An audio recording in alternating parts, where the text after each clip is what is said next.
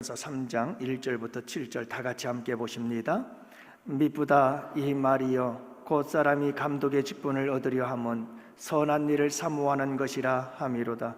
그러므로 감독은 책망할 것이 없으며 한 아내의 남편이 되며 절제하며 신중하며 단정하며 나그네를 대접하며 가르치기를 잘하며 술을 즐기지 아니하며 구타하지 아니하며 오직 관용하며 다투지 아니하며 돈을 사랑하지 아니하며 자기 집을 잘 다스려 자녀들로 모든 공손함으로 복종하게 하는 자라야 할지며 사람이 자기 집을 다스릴 줄 알지 못하면 어찌 하나님의 교회를 돌보리요.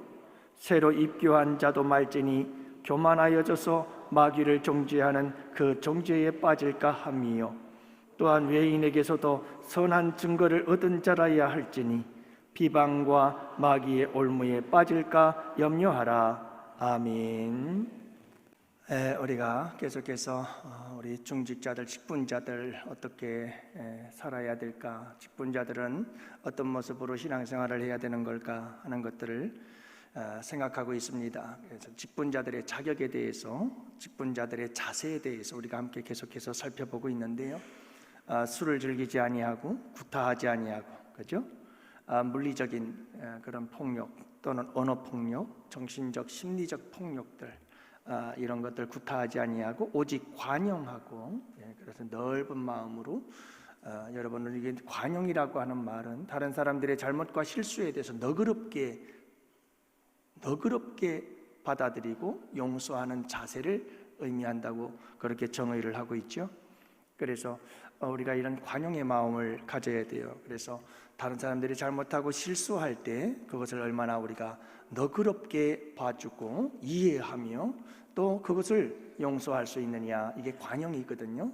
중직자들은 이런 관용의 마음이 필요하다는 것을 말씀하고 있고, 다투지 않아야 된다 이렇게 말씀하고 있지요. 그래서 트러블 메이커가 되지 말아라. 자꾸 부딪히고 충돌하고 싸우려고 하지 말고 피스메이커가 되어라. 그래서 충돌이 있고 싸움이 있고 다툼이 있는 곳에, 그곳에 가서 화평을 이룰 수 있는, 평화를 만들어내는 그런 피스메이커가 되라, 이렇게 말씀하고 있는 거죠. 중직자들의 이런 아름다운 자질의 모습들을 이야기를 하고 있는 겁니다. 오늘은 여러분들과 함께 한 가지만 주제로 말씀을 드리고 또 먼 곳을 갔다 오도록 하겠습니다.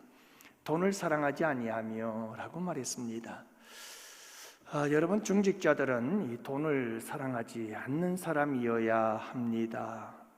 시카고에 사는 한 가난한 농부 존이라고 하는 사람이 2억 달러짜리 복권에 당첨이 되었다고 합니다. 2억 달러라고 하면 얼마죠? 한화로 계산하면 어마어마한 돈입니다. 2억, 10억, 100억, 1000억, 2억 3천만 원 정도들, 20억이죠? 10억, 200억 넘는, 아니, 2억 달러면은요 10억, 100억, 1000억이에요.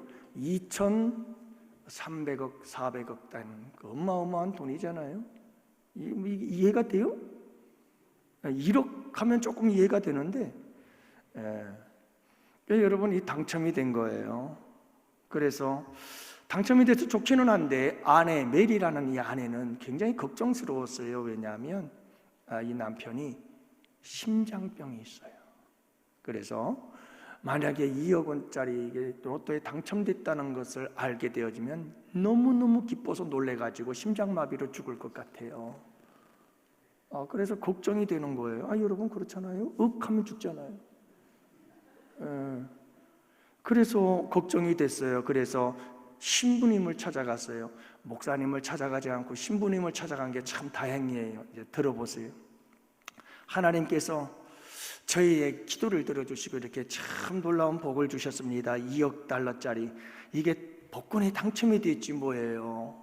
그러니까 아이고 축하합니다. 하나님이 은총이 아니겠습니까?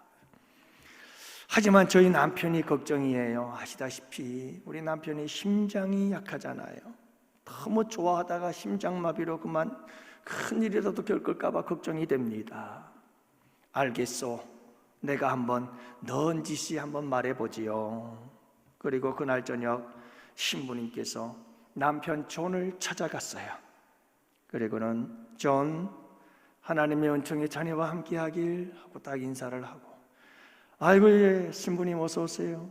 저녁 식사하셨어요? 예, 아까 했어요. 자네는 어떤가?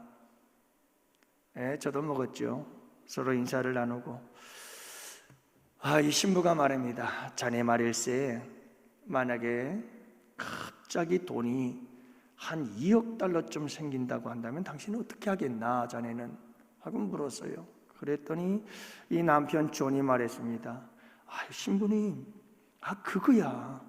저는 그냥 곧바로 그 반을 뚝 떼서 신부님 드릴게요. 나머지는 제가 천천히 생각해 보겠습니다. 이 말을 들은 신부가 심장마비로 죽었어요.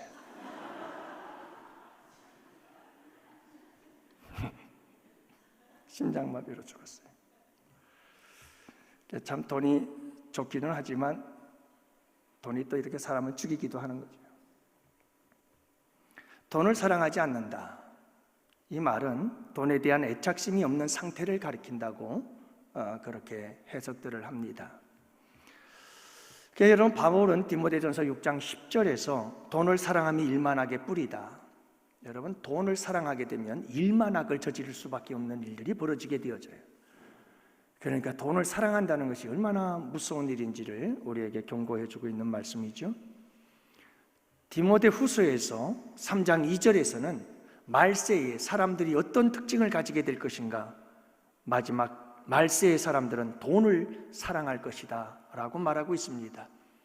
요즘 사람들처럼 돈 많이 좋아하는 사람들 어디 있죠? 아니, 좋아하는 정도가 아니죠. 돈을 사랑해도 너무너무 사랑합니다. 베드로도 이렇게 고백을 합니다. 베드로전서 5장 2절, 하나님의 양무리들을 치되 더러운 일을 위하여 하지 말고 오직 즐거운 뜻으로 하라. 더러운 이익을 위해서 일하지 말아라. 이렇게 이야기를 하고 있죠. 그래서 여러분, 본문의 이 말씀을, 이 목회서신을 전달하고 있는 사도 바울의 삶을 돌아다 보면 사도행전에서 우리가 살펴보았습니다만 참 깨끗한 삶을 살았던 사람이죠. 내가 아무의 은이나 금이나 의복을 탐하지 아니하였고 너희 아는 바에 이 손으로 나와 내 동행들의 쓰는 것을 당하여 범사에 너희에게 모본을 보였다. 사도 바울은 열심히 선교 현장에서 그 누구의 은이나 옷을 탐내지 아니하고 스스로 자기의 손으로 모든 일행들을 위해서 일하며 헌신하고 희생했다는 것을 말씀해 주고 있어요. 여러분, 우리 교회의 중직자들은 일단은 이 돈에 대한 사랑하는 마음이 없어야 되고 돈을 초월하고 극복할 줄 아는 사람이어야 한다는 것을 말씀해 주고 있는 겁니다. 중직자들은 읽다 보면 일꾼들이기 때문에 교회에서 재정들을 담당할 수도 있고요, 또 각 기관에서 이런 재정적인 부분들을 담당하는 그런 일들을 맡기도 하지요. 근데 여러분, 우리나라 정치도 그렇고 모든 인간의 심리가 똑같습니다. 그게 뭐냐면 내 돈이 아니면 함부로 쓰게 됩니다. 내 돈이 아니면 꼭 공짜 돈처럼 생각을 합니다.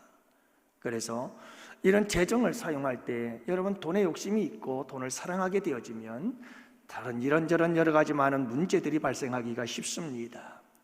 그래서 여러분, 우리에게 정말 중요한 것은 중직자들은 돈을 사랑하면 안 된다는 것을 말씀해 주고 있는 겁니다. 사회에서도 마찬가지입니다. 우리 교회에서의 중직자들은 사회에서도 그만큼의 책임감과 사명감이 있습니다. 의무감이 있습니다. 그래서 세상 속에서도 모든 물질에 대해서 깨끗한 사람들이 되어야 한다는 것을 여러분들 잊지 마시기를 바랍니다. 중직자들은 헌금 생활에 있어서도 깨끗해야 합니다. 그래서 저는 여러분들에게 의무 헌금과 목적 헌금이 있다는 것을 말씀드렸잖아요. 여러분들 이런 걸 잘 기억해 놓으세요. 그래서 교회에 드리는 헌금들 가운데에는 의무 헌금이 있고 목적 헌금이 있어요. 그래서 의무 헌금은 11조와 주일 헌금은 의무 헌금이에요. 모든 성도들이 마땅히 해야 될 일이고, 이건 중직자들은 뭐 더 말할 나위도 없겠죠. 그 외에 나머지 헌금을 우리는 목적 헌금이라고 그래요. 교회 건축을 위해서 하는 헌금, 선교를 위해서 하는 헌금, 구제를 위해서 하는 헌금, 장학생들을 위해서 하는 헌금, 다 이거는 목적 헌금이다, 이렇게 이야기를 하는 겁니다. 그 여러분, 우리가 가장 중요한 의무 헌금이라고 하는 것은 이건 반드시 해야 될 일이다, 의무적인 것이다 그래서 의무 헌금이라고 하는 거거든요. 그래서 여러분, 우리 성도들이 이렇게 이런 헌금 생활을 제대로 잘 할 수 있어야 되는 거죠.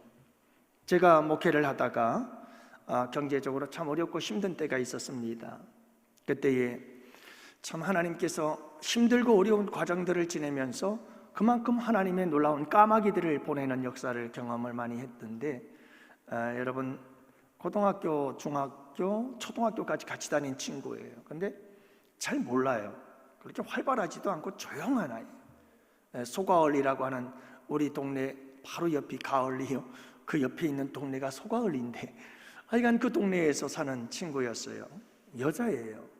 근데 뭐 잘 만나지도 않고 얘기도 해본 적도 없어요. 근데 고등학교를 졸업하고 20년 지났을까요? 20년도 훨씬 지났을 것 같네요. 20년이 지났죠. 5년 정도가 지난. 여러분, 초등학교도 같이 다니고 중학교, 고등학교 같이 다녔지만 사실은 뭐 만남도 이야기도 대화도 해보지 않은 그런 친구예요. 그런데 어느 날 갑자기 전화가 왔어요.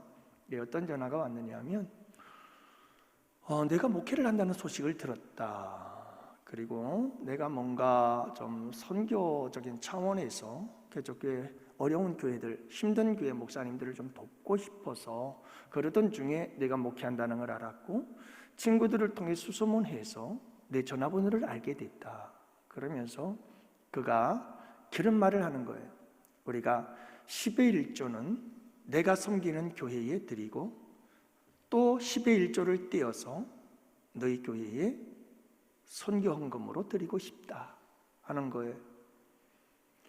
매달마다 뭐 그 사람들이 넉넉해서 그런 건 아니에요. 부자도 아니고 갑부도 아니에요. 그죠? 평범한 서민이고 정말 중하층에 속하는 그런 삶을 살고 있었음에도 불구하고 그들이 그렇게 우리 교회를 돕고 목회를 협력해 주는 모습을 보면서 하나님께 참 감사했던 적이 있어요.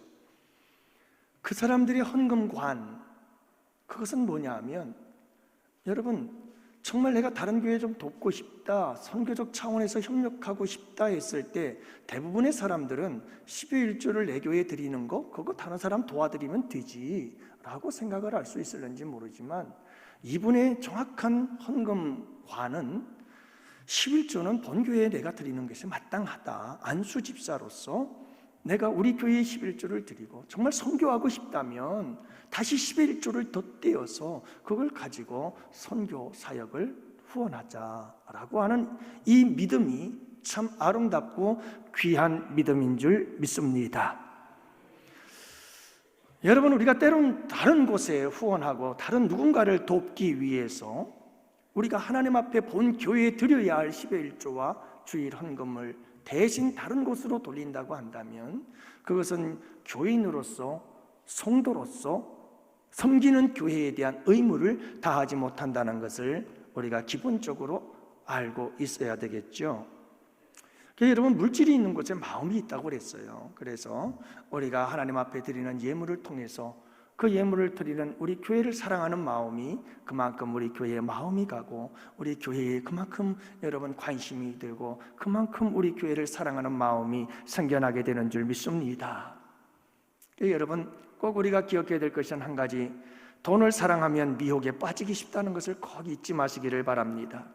그래서 여러분, 우리 중직자들이 돈을 사랑하게 되면 세상 속에서나 어디서나 유혹에 빠져요. 자꾸 유혹에 빠져요. 이 유혹은 누구에게나 찾아와요. 저에게도 유혹이 안 올까요? 여러분, 물질에 대한 유혹도 저에게 수도 없이 찾아옵니다. 매 순간마다 물질의 유혹이 찾아와요. 문제는 이 물질의 유혹을 어떻게 거절하고 우리가 이 물질의 유혹을 어떻게 초월하며 이 물질의 유혹을 어떻게 극복해 나가야 할 것인가, 이게 굉장히 중요한 거예요. 한 번 물리쳤다고 이게 끝나는 게 아니고요, 계속해서 몰려와요. 밀물처럼 계속해서 와요, 이 유혹이. 여러분, 돈을 사랑하는 마음이 조금만 있으면 그냥 빠져버려요. 그냥 빠져버려요. 그래서 중직자들은 이 돈을 사랑하는 마음이 얼마나 일만하게 뿌리가 되는지를 참 잘 명심하고 조심하고 주의해야 됩니다. 여러분, 돈을 사랑하는 사람들이 미혹에 빠지는 모습들을 보면 주식에 투자하다가 저는 그런 분들 참 많이 봤어요. 전에서 교회에서도 목회를 하면서 참 힘들게 살아가는 그런 부부인데 그 남편이 말이죠, 주식에 투자를 해가지고 5천만 원, 7천만 원이 또 빚이 되어진 거예요. 그래가지고 허덕이며 주방에 가가지고 설거지하고 뭐하고 아내가 그렇게 열심히 일을 해서 그 빚을 갚느라고 허덕이는 모습을 바라보면서 얼마나 마음이 아팠는지 몰라요. 여러분, 많은 사람들은 주식은 투자다라고 얘기를 하지만 사실 주식에 투자하는 사람들의 심리는 투자보다는 투기의식을 가지고 여러분 주식에 뛰어들지 않아요? 내가 이 주식에 투자해서 대박나면 큰돈 번다 하는 일확천금의 꿈을 안고, 이건 투자가 아니고 투기가 되는 거지요.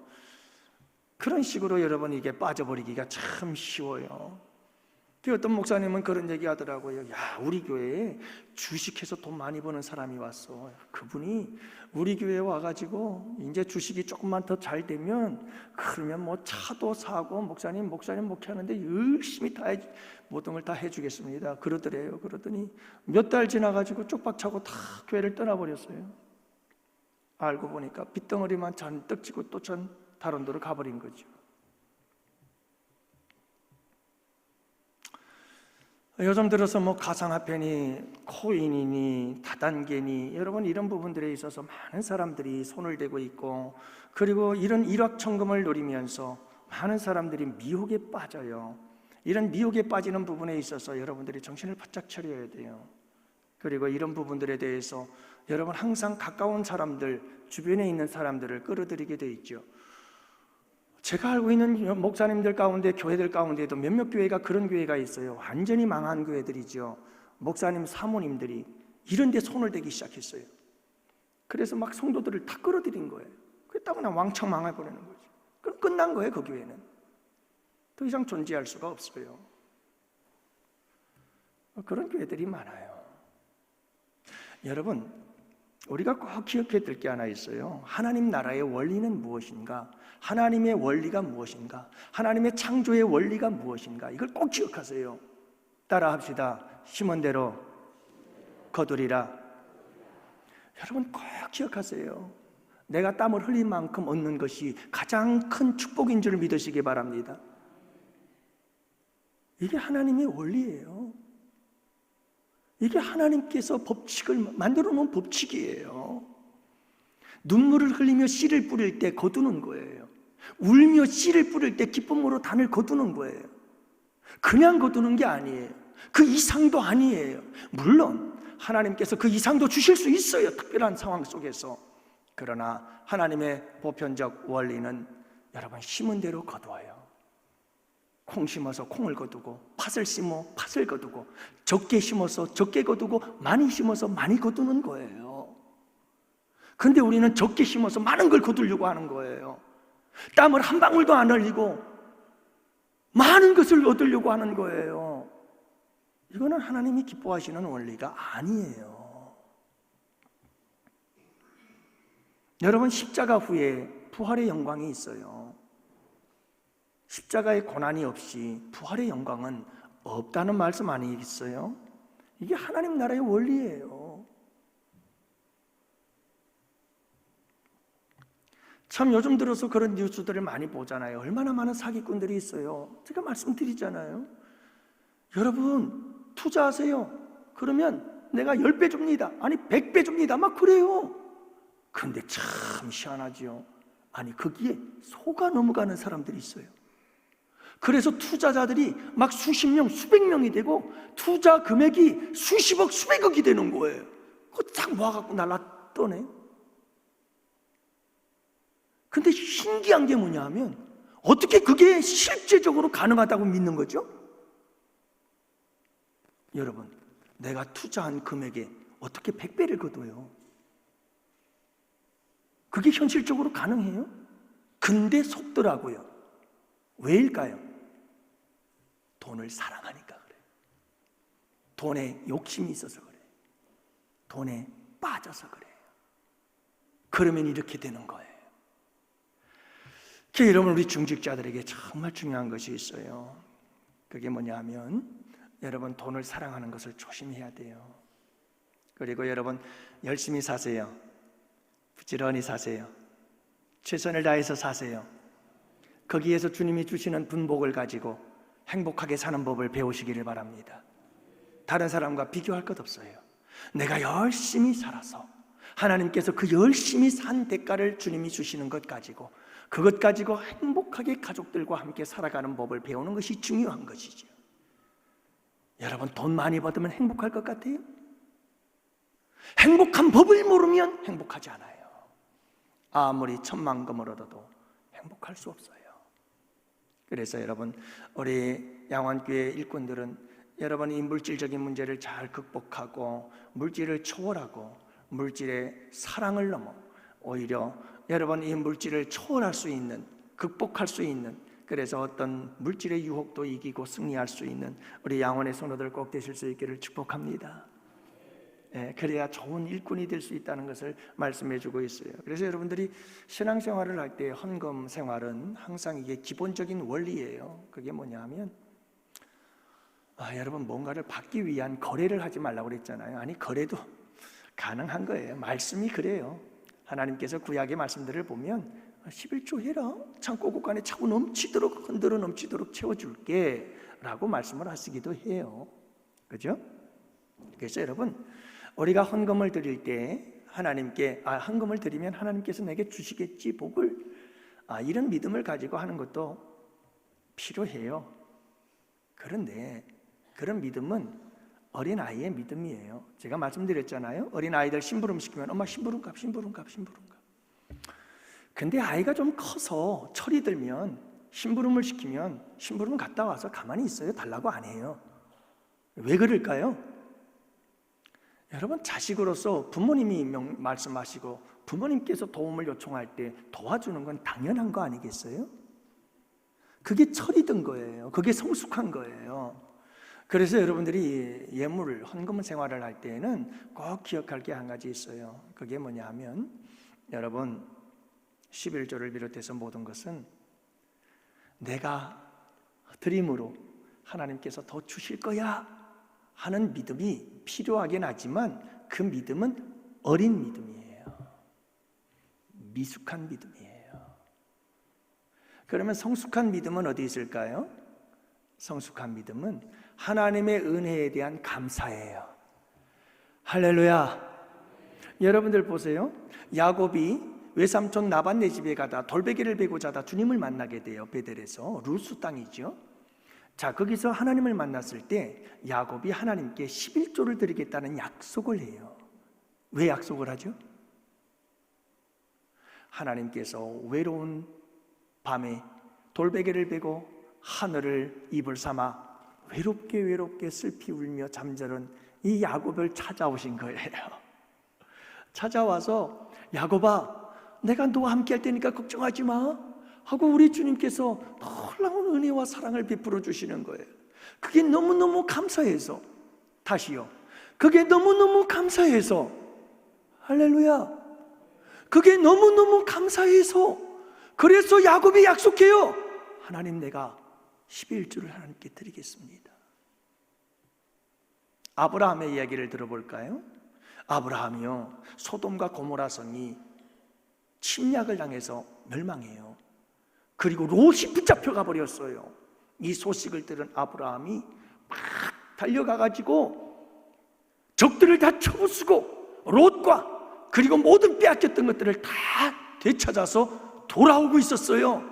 근데 멜기세덱이라고 하는 샬롬의 왕, 이 사람이 제사장에 나타나가지고는 느닷없이 하는 말이, 아브라함아, 내게 승리를 주신 하나님을 찬양하라, 그러는 거예요. 깜짝 놀랐어요. 아브라함은 내가 길리운 군사가 있었고 그 군사들을 통해서 내 힘으로 내가 적군들을 물리치고 그리고 롯을 구해내고 빼앗겼던 것들을 다 찾아서 돌아오는 줄 알고 신이 나가지고 어깨에 힘주고 돌아오고 있었는데, 여러분 이 대제사장이 뭐라고 말합니까? 너에게 승리를 주시고 구원을 주신 하나님 여호와를 찬양하라. 이게 내 힘이 아니었네. 하나님이 승리를 주신 거네. 아브라함이 깨닫잖아요. 그리고 아브라함이 고백이 뭔지 아십니까? 이 모든 것들에 대한 11조를 하나님께 드리겠나이다. 여러분들 한번 보세요. 여기에 거래가 있어요. 받은 은혜에 대한 감사예요. 예수 그리스도를 보내주시고 독생자를 십자가에 내어주신 하나님, 그리고 나를 죄와 사망에서 건지시고 하나님의 자녀 삼으시고 하나님을 아바 아버지라 부르며 이 험한 세상 속에서 주님과 함께 이기고 승리하며 살아갈 수 있도록 우리에게 놀라운 은혜를 베풀어 주신 그 하나님, 여러분 그 하나님의 은혜에 감사해서 하나님 고맙습니다, 감사합니다. 모든 것이 다 주님의 것이지만 주님, 이 고백을 담아 주님께 드립니다. 여러분, 이게 아름다운 우리의 믿음의 고백인 줄 믿으시기 바랍니다. 여러분, 이 신앙생활의 기본이에요. 이게 기본이에요.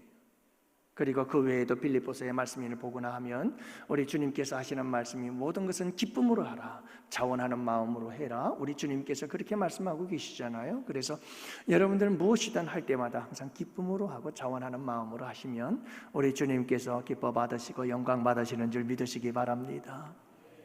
그 다음은 주님께 맡기세요. 그러면 주님, 우리가 드리는 모든 것 받으시고 입 딱 씻을 분은 아니라고 저는 믿어요. 우리는 감사함으로 드리면 돼요. 예, 감사함으로 드리면 이게 우리가 할 일이에요. 그 다음은 하나님께 맡기세요. 그러면 하나님께서 우리의 처지와 형편을 따라, 우리의 믿음을 따라, 우리의 때에, 하나님의 적당한 때에 알아서 우리에게 은혜를 주실 수도 있고 안 주실 수도 있겠지만, 여러분 그 모든 것에 대하여 하나님의 주권에 전적으로 맡기고 우리는 우리에게 주신 하나님의 사랑과 은혜에 감사하며 주님께 보답하는 마음으로 여러분 아름다운 삶을, 예물의 생활을 이루어 나갈 수 있는 중직자들이 될 때 우리 주님께서 기뻐하시는 줄 믿으시기 바랍니다. 할렐루야. 예, 기도합시다. 살아계신 아버지 하나님, 감사합니다. 오늘 우리 양원의 성도들에게 주님께서 직분자들로서 돈을 사랑하지 아니하며 돈을 사랑하지 아니하는 자, 그가 하나님의 교회에 좋은 일꾼이 될 수 있다고 말씀하시는 주의 음성을 듣습니다. 아버지 하나님, 온 세상은 온통 돈자랑, 돈사랑, 아버지 하나님, 돈이 최고라고 말하고 돈이 최고라고 여기고, 그래서 돈을 위해서라면 수단과 방법을 가리지 않는 세상이 되어버리고 말았습니다. 아버지 하나님, 돈을 사랑함으로 일만하게 죄악들이 온 세상에 가득 차고 있습니다. 이와 같은 때에 우리 양원교회를 순결하게 지켜주옵소서. 우리 일꾼들, 중직자들에게 아버지 하나님께서 함께 하셔서 돈을 초월하고 극복할 수 있는 우리 양원의 성도들이 될 수 있도록 주님 축복해 주셔서 우리 양원교회가 마지막 날에도 순결한 주의 신부로 살아갈 수 있도록 주님 축복해 주옵소서. 오늘도 우리 주일학생들 주님께서 함께 하시고 이렇게 또 하루 종일 뛰놀고 또 힘있게 찬양하며 주께 영광 올려드렸습니다. 오늘도 밤 깊은 잠을 통해서 힘을 얻게 하시고 내일서부터 또 학교생활 잘할 수 있도록 우리 어린이들을 축복하여 주옵소서. 감사합니다. 이제 10월 한 달 지났습니다. 아버지 감사합니다. 11월 한 달 우리 양원의 성도들 꼭 붙잡아 주시고 지켜 주시옵소서. 우리 어린이들도 우리 주님께서 걸음걸음 생각 한 가지 아버지 하나님께서 지켜주시고 보호해 주시고 인도해 주시옵소서. 감사하옵고 이제는 우리 주 예수 그리스도의 구속의 은혜와 하나님 아버지의 사랑하심과 성령님의 교통하시고 인도하심이 이곳에 모인 주의 백성들 머리 위에, 가정 위에, 생업 위에, 우리 양원교회와 협력하는 국내의 교회와 선교지와 기관들 위에와 사랑하는 조국 대한민국과 군 복무 유학 출타 중에 있는 우리 양원의 지체와 권속들 머리 위에 이제로부터 영원토록 함께 있을지어다. 아멘.